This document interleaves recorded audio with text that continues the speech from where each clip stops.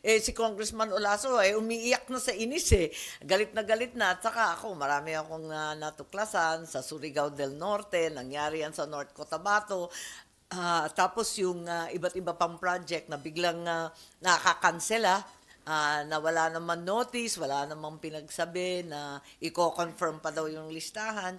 Marami talagang reklamo. So, Aminin natin. Tapos yung kababalaghan pa na ayun nga, yung Bulacan, Pampanga, halos malunod yung tinatawag natin yung Rizal nung ikalawang bagyo. Abay ilang beses na binagsakan ng bagyo, wala namang ayuda, puros food pack dinadaing ng mga tao. Ano ba, sana yung cash kasi kailangan namin mag-ayos ng bahay. Samantalang may ibang probinsya, alam naman natin at narinig na bilyon-bilyon ng pinapakawalan. Wala naman ni isang disaster doon.